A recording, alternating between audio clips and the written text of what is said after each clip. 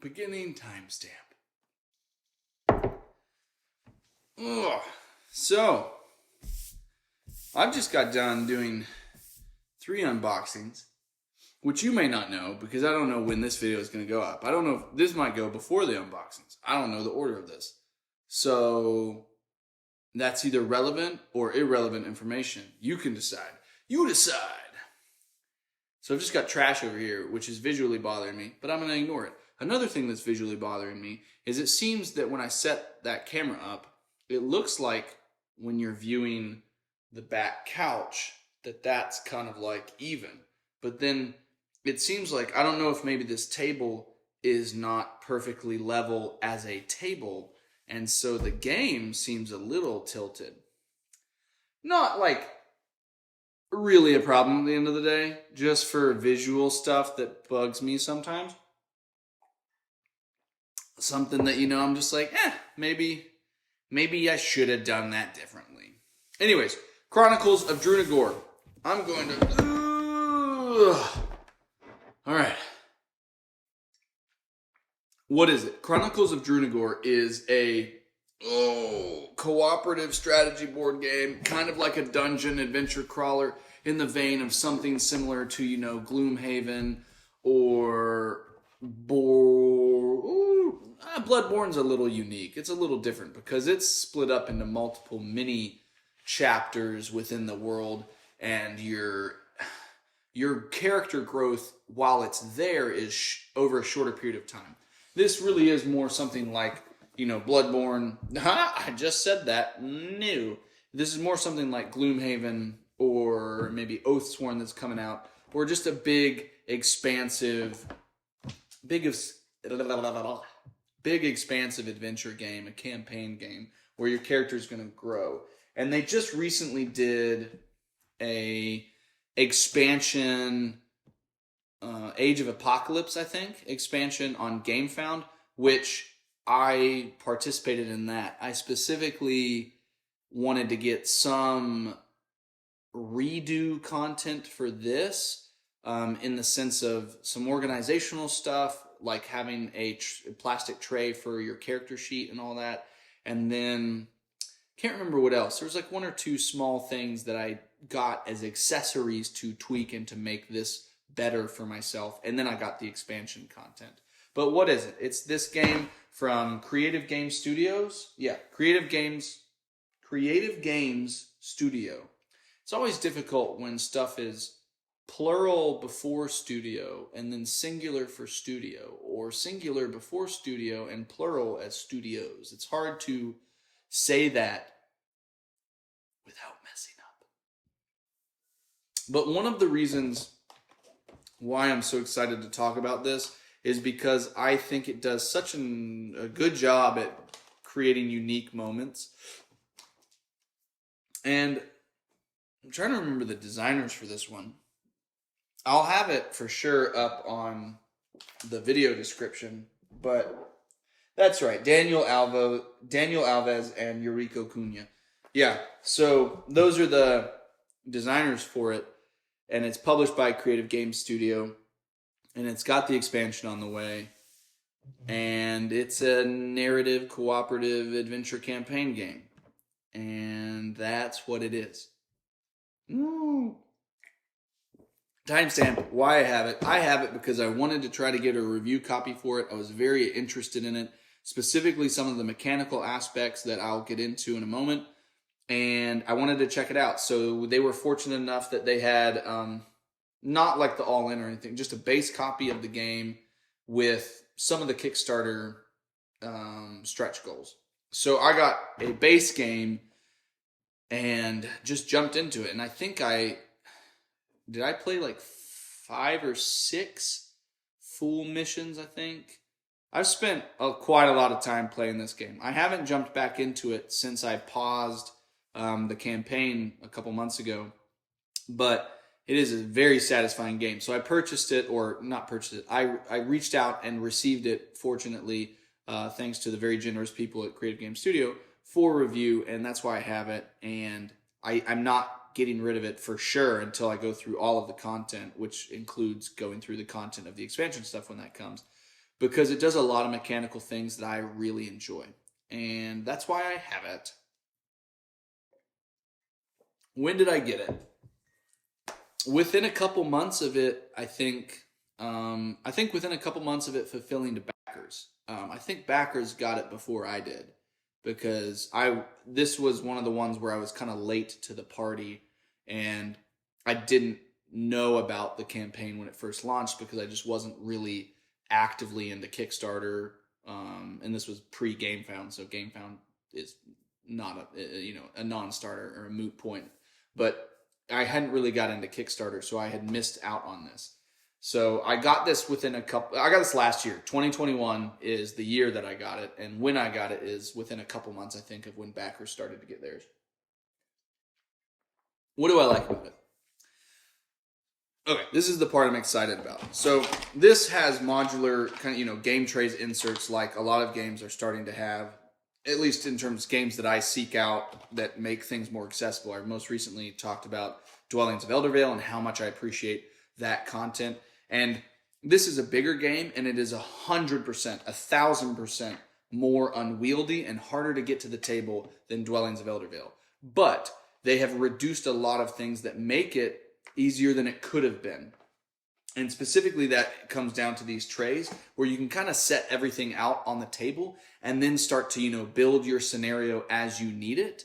And so you've got item cards, you've got upgrade cards, you've got starter cards and action cards and ability cards, and you've got all of your status tokens, and you've got the rings and bases. And the rings and bases are specifically needed when you put them underneath the enemy miniatures to tell you which one you're injuring and how much damage and health they have left and all of that.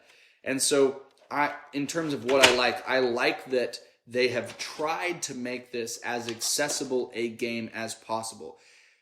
For example, Gloomhaven, which I still have not played, partially because it is difficult to become accessible. I have purchased Gloomhaven. I have purchased an organizer for Gloomhaven that I have then built, and I have organized Gloomhaven. I still have not started. Part of that is not Gloomhaven's fault. Part of it is because I am torn, because I want to actively start it, but I also would like the opportunity, if my wife is willing, to play with her.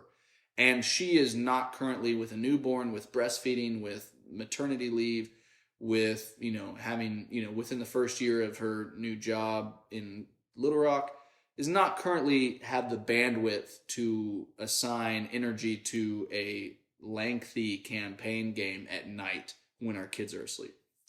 So part of it's not Gloomhaven's fault, but Gloomhaven absolutely does not start with this much accessibility, because I can pull out every single one of these trays onto the table out of the box, and even though they're still in trays and I still have to access them, this just makes it so much more approachable than a bunch of stuff tossed into a box. I mean, this is all the darkness tiles. These are the character sheets. So I have to give props where it's due that Creative Games Studio is making an effort to have their game be more accessible, or as accessible as possible for such a big, beefy game. And for a game like this to have an organizational system like this and still fit back in the box, I mean, obviously that sounds kind of dumb because you would want to make an organizational system that would fit back in the box. But you'd be surprised at how many games just don't fit in the boxes that they were made, either because the boxes are too big or the boxes are too small, or they just have a bunch of stuff going on. But we're in the section of what I like about it. And probably the thing I enjoy the most about this is the mechanical aspect of the action cube system. When you are playing in Chronicles of Drunagor, did I ever even say, I don't even think I said the name of the game. Chronicles of Drunagor, Age of Darkness, with the expansion Age of Apocalypse coming. That's the name of the game. It's got an action cube system where anytime it is your character's turn, if you want to do something, you have to assign a cube to an action. You can move and then you can assign a cube to an action. But once you've assigned a cube to that action, you can't assign another cube to it until you refresh. But when you refresh all of your action cubes, you gain a curse cube, which blocks you from being able to do one. You pick where it goes. You pick the action that you want to block. But once you put that cube there, until you like cleanse yourself and you get rid of that cube, you can't do that action. So it is very much this process of slowly constricting your strategy. You start off with all of the options in the world. You have your whole character's span of ability in front of you. And then slowly that window starts to narrow. And your character becomes more restricted in the type of engagement they can do, the type of combat they can do, the type of special abilities that they can enable. That starts to winnow down to a very finite point.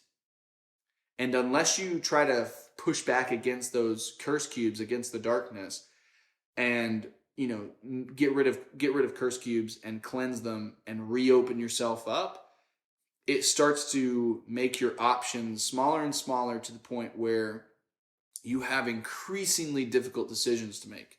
You go, ooh, I can either not heal for the rest of the scenario unless I get lucky and find some potions, or I can get rid of my cleave ability, which lets me cut through multiple enemies, of which I'm currently surrounded by. So do I want to never heal again, or ineffectively attack a lot of enemies just one at a time?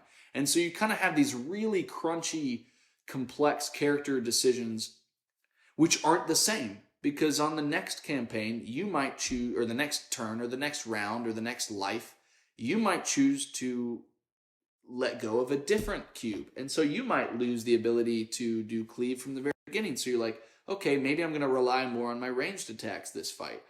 And it's just that process, that decision-making tree is so satisfying, and it's unique. I haven't experienced that in other games. I could maybe liken it, if we're going to go back to the Gloomhaven comparison, I could very much liken it to choosing which cards you're going to use. Because you pick those cards, and then you either discard them, to where you can pick them up again, but you can't use them for a little bit, or you can use the strongest ability on them and burn them completely for the rest of that scenario, which lowers your decision-making level. Like it lowers the ceiling at which you are able to explore your possibilities from a strategy standpoint.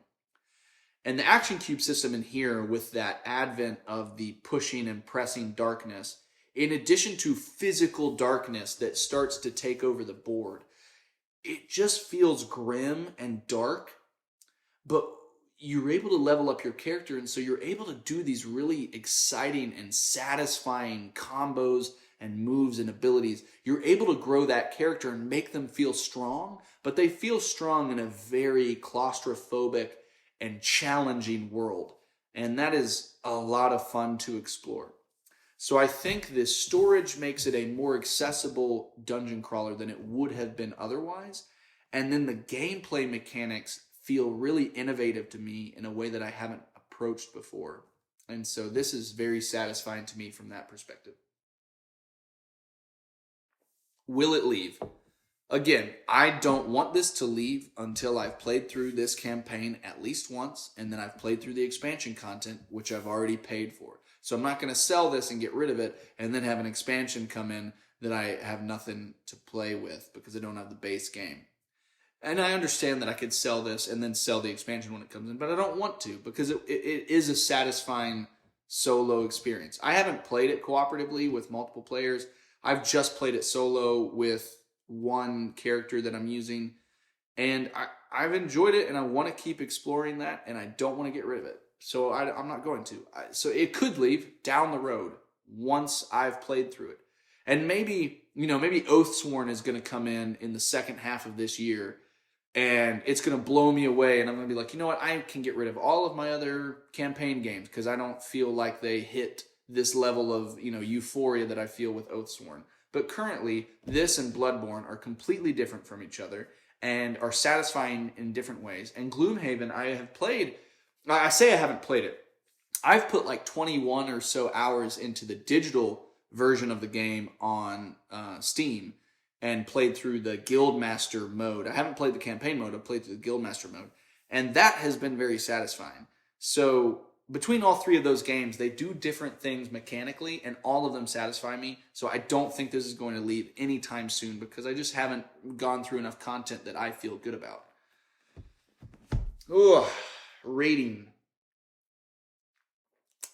No, not rating. Would you like it? It was an incorrect timestamp drink.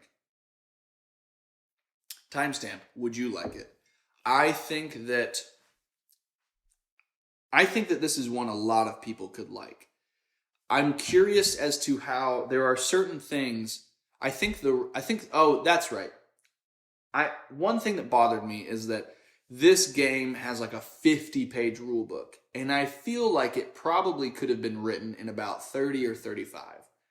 So it feels very dense or dragging to read through the rulebook to just make certain that you feel like you're doing everything properly and you're reading through all of the rules and you've got everything understood.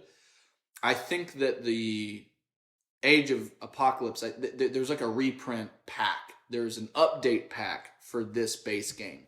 And I have purchased that. I have asked for that because I want to update this with the new rules, the new, strategy for the monsters that's going to be taken into effect. I want to see how that works and how that functions, and I want it to elevate my experience with this game because I already think this is a really good game, but I think there are areas that they could have made better, and that is one of them, and they have addressed that, and so I'm excited to see how it comes into play. So for people of whether you would like this or not, I think there's certainly a strong possibility that if you are a fan of campaign games, if you're a fan of narrative adventure games, that this could be a unique experience for you. I think the action cube mechanic and the darkness mechanic and the whole mood and style of this game is very satisfying. It has impressed me. I'm interested in looking for more projects beyond just the expansion and seeing what Creative Game Studio can do, what these designers, Daniel Alves and Eurico Cunha, I'm very excited to see what they are able to achieve in a new system with a new game because I like what they've done here. So if you are a fan of big box adventure games like this, I think you would probably like Chronicles of Drunagor. If you're not somebody who is intrigued by big box campaign, iterative game after game, hour after hour, if that doesn't excite you or entice you, I don't think this is for you. I don't think it's right for you. And so that's my take on that. That's my take on that. Rating. Timestamp. Did I put my cup on this? I think I did. I don't remember doing that, but I guess I did.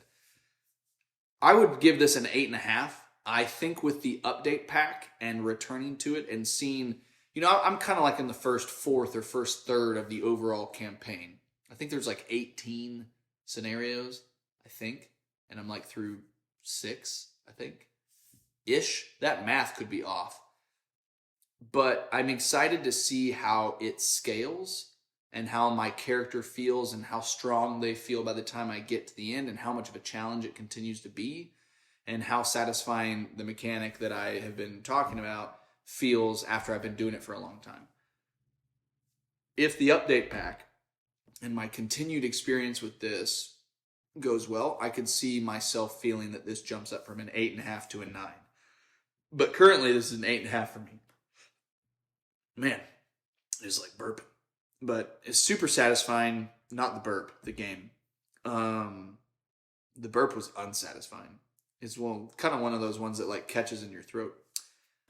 8.5, very satisfying. Excited to see where it goes. Think it could be even better. Curious how the update pack helps. Excited for what the expansions might bring. And yeah, I don't have a lot of complaints about this. It is not as accessible as it could be, which I wouldn't necessarily ding it on if it wasn't already making such good like inroads to being an accessible game with the storage system, with a lot of the modular aspects of getting this to the table. They are making an effort to make it accessible. So it makes that more noticeable when they slip in a couple areas. And I'm excited for how the update pack might change that. And I think that's about it. I'm not really going to do I don't think I'm going to do thumbnail timestamps anymore and doing the thumbnail necessarily in here because I want to change how I do my thumbnails. And so maybe I'll bring it back. Who knows? If there's a public outcry, maybe I'll bring it back. But kind of right now, I'm excited to check out this new thumbnail I've been working on and trying to tweak that. And yeah, but I'll just do it. I'll do a timestamp for you. Conclusive timestamp. See you guys.